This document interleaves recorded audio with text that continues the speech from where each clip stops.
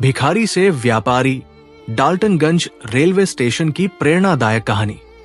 दोस्तों, ये कहानी है डाल्टनगंज रेलवे स्टेशन की, जहां एक भिखारी अपनी जिंदगी के हर दिन भीख मांगते हुए गुजारता था। उसके लिए यही रोजमर्रा का काम बन चुका था। हर आती जाती ट्रेन में चढ़कर यात्रियों से भीख मांगना और उसी से अपना पेट भरना। लेकिन कहते हैं ना, कभी कभी एक छोटी सी मुलाकात जिंदगी की पूरी दिशा बदल देती है। पहली मुलाकात, सबक की शुरुआत। एक दिन जब वो भिखारी भीख मांग रहा था, तभी उसकी नजर एक सूट बूट पहने लंबे से व्यक्ति पर पड़ी। भिखारी ने सोचा, ये आदमी बड़ा अमीर लगता है, जरूर अच्छे पैसे देगा। वो तुरंत उसके पास जाकर बोला, साहब, कुछ भीख दे दीजिए। लंबे व्यक्ति ने मुस्कुराकर कहा, तुम हमेशा मांगते ही रहते हो, लेकिन क्या कभी किसी को कुछ देते भी हो? भिखारी चौंक गया। उसने कहा, साहब, मैं तो भिखारी हूं, मेरे पास देने के लिए कुछ नहीं है। लंबे आदमी ने गंभीर स्वर में कहा, जब तुम्हारे पास देने के लिए कुछ नहीं है, तो तुम्हें मांगने का भी कोई हक नहीं है। मैं एक व्यापारी हूं और लेन देन में विश्वास रखता हूं। अगर तुम्हारे पास मुझे कुछ देने को होगा, तभी मैं तुम्हें कुछ दूंगा। इतना कहकर वो व्यक्ति ट्रेन में बैठ गया और चला गया। दूसरी सोच, बदलती जिंदगी की शुरुआत। भिखारी वही बैठा सोचता रहा, शायद यही कारण है कि मुझे भीख कम मिलती है, क्योंकि मैं बदले में किसी को कुछ नहीं दे पाता। लेकिन मैं तो भिखारी हूं, मैं दूसरों को क्या दे सकता हूं? 2 दिन बीत गए, उसके मन में यही सवाल घूमता रहा। फिर तीसरे दिन उसने स्टेशन के पास खिले हुए कुछ फूल देखे। उसके मन में विचार आया, क्यों न मैं जो भी मुझे भीख दे, उसे बदले में ये फूल दे दिया करूं। उसने फूल तोड़े और ट्रेन में गया। जब भी किसी ने उसे भीख दी, उसने मुस्कुराकर बदले में फूल दिया। यात्रियों को यह छोटा सा तोहफा बहुत अच्छा लगा। अब लोग उसे और भी खुशी खुशी पैसे देने लगे। दूसरी मुलाकात, पहचान की राह। कुछ दिन बाद वही लंबा व्यक्ति फिर ट्रेन में मिला।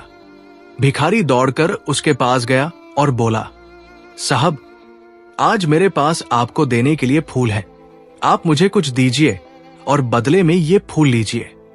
लंबे व्यक्ति ने हंसते हुए कहा, वाह, आज तो तुम भी व्यापारी बन गए हो। ये शब्द भिखारी के दिल में उतर गए। उसे पहली बार लगा कि वो वास्तव में सिर्फ भिखारी नहीं, बल्कि एक व्यापारी है।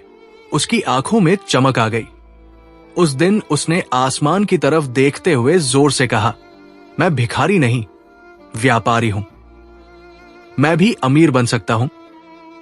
लोगों ने उसे पागल समझा, लेकिन अगले दिन से वो स्टेशन पर दिखाई नहीं दिया। 6 महीने बाद बदली हुई तस्वीर। 6 महीने बाद डाल्टनगंज रेलवे स्टेशन पर 2 सूट बूट पहने व्यापारी ट्रेन से सफर कर रहे थे।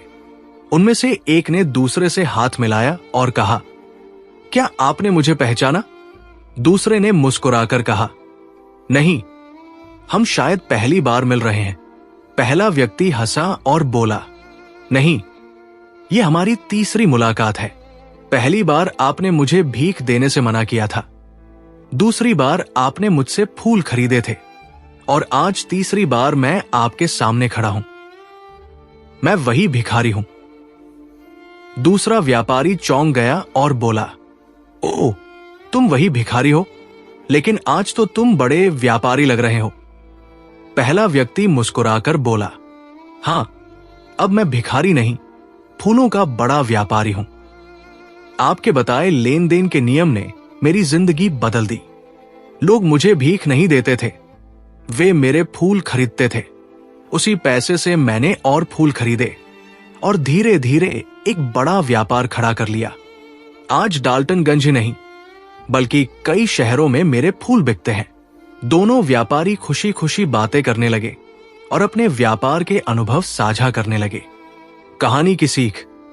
दोस्तों, इस कहानी से हमें ये सीख मिलती है कि जिंदगी बदलने के लिए सबसे पहले अपनी सोच बदलनी पड़ती है। अगर आप खुद को छोटा समझते रहेंगे तो हमेशा छोटे ही रहेंगे, लेकिन अगर आप खुद को बड़ा सोचेंगे तो पूरी दुनिया आपको बड़ा मान लेगी। असली सफलता आपकी सोच में छुपी होती है। दोस्तों, अगर ये कहानी आपको अच्छी लगी हो तो SDMP स्टोरीज को अभी सब्सक्राइब कीजिए और वीडियो को लाइक, शेयर और कमेंट करना बिल्कुल मत भूलिए, क्योंकि आपका एक छोटा सा कदम हमें और ऐसी प्रेरणादायक कहानियां लाने की ताकत देता है।